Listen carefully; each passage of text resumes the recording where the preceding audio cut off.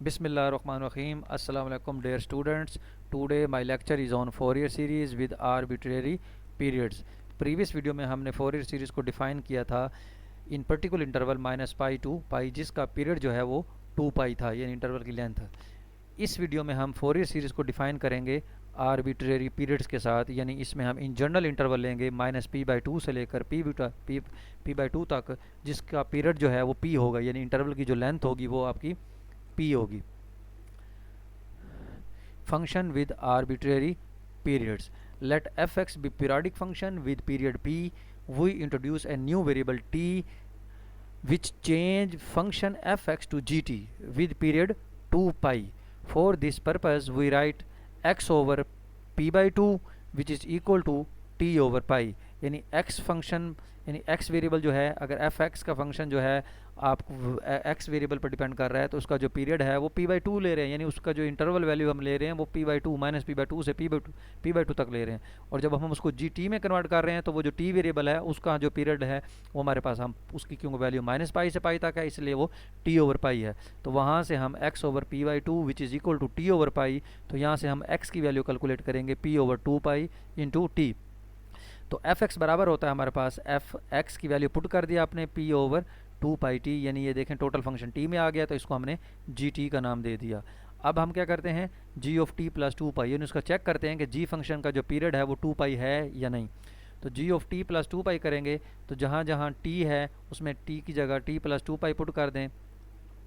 X में, तो ये बनेगा P over two pi T plus two pi, तो P T over two pi हो जाएगा, तो P over two pi into two pi cancel, यहाँ पी बच गया, तो इसका मतलब है इसका हमारे पास ये बन गया F of x plus P. तो एफ क्योंकि पीरियोडिक फंक्शन है तो F of x plus P बराबर होता है एफ ऑफ एक्स के, तो ये हमारे पास क्या हो गया F of P over two pi T जो कि जी टी के बराबर है। तो G of T plus two pi which is equal to G T, यानी यहाँ से ये साबित हुआ कि जी टी का भी पीरियड टू पाई है और वो पीरियोडिक है, और उस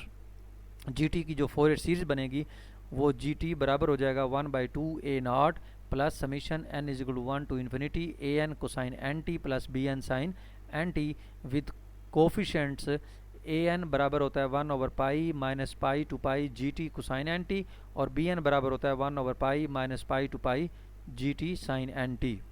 तो इस फार्मूले के अंदर हम t की जगह 2 पाई ओवर पी एक्स जब रिप्लेस करेंगे तो हमारे पास जो फोरियर सीरीज बनेगी वो बनेगी F X which is equal to one by two A not plus summation N is equal to one to infinity A N cosine T की वैल्यू जो हमने पुट की तो 2n pi over P X आ गया plus B N sine 2n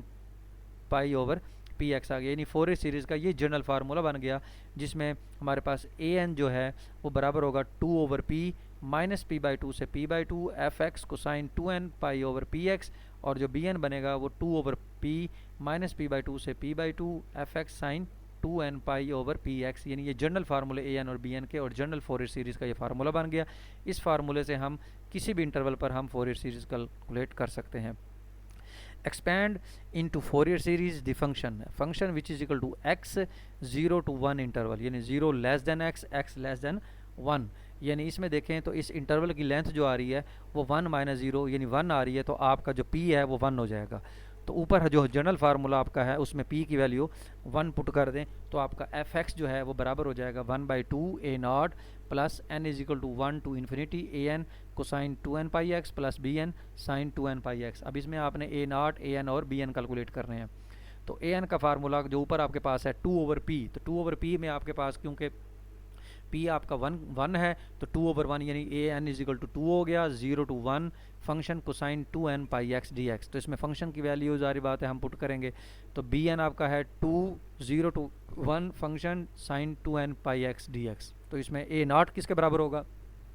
N को यहाँ 0 put कर दें तो कोसाइन 0 1 होता है, इसलिए ये 2 into 0 to 1 integration f x आएगा। तो एफ एक्स आपका एक्स है तो इसलिए एक्स की इंटीग्रेशन एक्स स्क्वायर बाई 2 होगी, तो फंडामेंटल थ्योरम जब लगाएंगे तो हमारे पास 1 आंसर आएगा इसका, यानी डायरेक्ट हमने कैलकुलेट कर दिया। तो ए एन जब हम कैलकुलेट करेंगे तो ए एन बराबर है 2 into 0 to 1 integration X cosine 2nx dx। तो इस पर इंटीग्रेशन बाय पार्ट्स लगाएं, first function x as it is cosine 2n pi x की integration sine 2n pi x over 2n pi X 2n pi limits from 0 to 1 minus integrated function और derivative of the first function. तो इस पे जब fundamental theorem लगाएंगे, जब हम upper limit 1 put करेंगे तो साइन 2n पाई 0 हो जाएगा, जब 0 पुट करेंगे तो ये 0 सबको 0 कर देगा।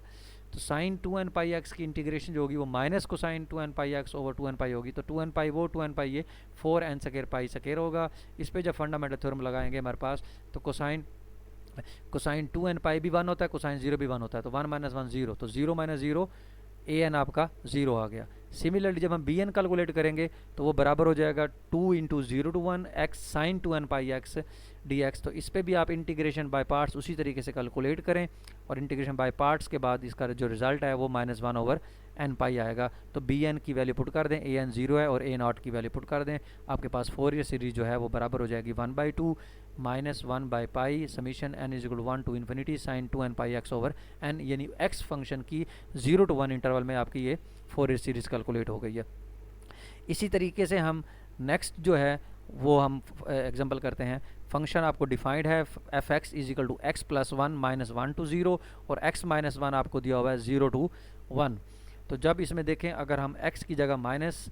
x रिप्लेस करें तो इधर आ जाएगा माइनस एक्स प्लस 1, तो माइनस कामन आ जाएगा, माइनस यहाँ से कामन आएगा तो x माइनस 1 बन जाएगा, यानी ये चीज़ बन जाती है। तो जब आप इसमें x की जगह माइनस एक्स पुट करेंगे तो माइनस एक्स माइनस 1, तो माइनस कामन लिया तो ये x प्लस 1 बन गया। इसका मतलब है इस फंक्शन में जब आप दोनों में x की जगह माइनस एक्स पुट करते हैं तो माइनस टोटल बाहर आ जाता है। तो इसका मतलब है ये आपका फंक्शन जो है ऑड फंक्शन है। तो यहाँ हमारे पास ये पता लगा, we note that f is an odd function. जब आपके पास फंक्शन एफ एक्स ऑड हो तो उसमें an जो है वो 0 होता है,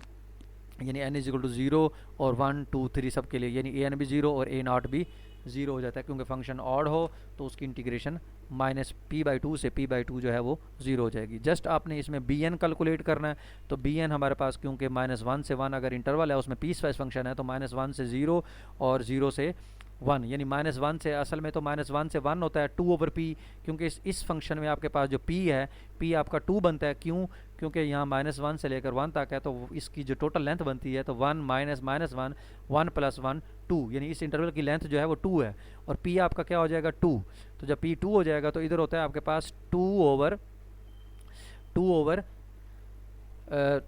p, तो p आपका 2 है तो 2 ओवर 2 जो है वो 1 हो जाएगा, इसलिए इसका जो कोफिशिएंट है वो 1 1 रखे हुए हैं, तो -1 से 0 और 0 से 1। तो इस इंटरवल में फंक्शन आपका x प्लस 1 है, इस इंटरवल में फंक्शन आपका x माइनस 1 है। तो इसको जब उन्होंने x को भी मल्टीप्लाई कर दिया, 1 को भी मल्टीप्लाई कर दिया, इधर भी x को मल्टीप्लाई कर दिया, 1 को मल्टीप्लाई कर दिया, तो सिंप्लीफाई करने के बाद आपके पास which is equal to 2 into 0 to 1 x sine n pi x D X minus 2 0 to 1 sine n pi X बचेगा। बाकी टर्म जो है वो ऑड फंक्शन की प्रॉपर्टी के मुताबिक वो 0 हो जाएंगी।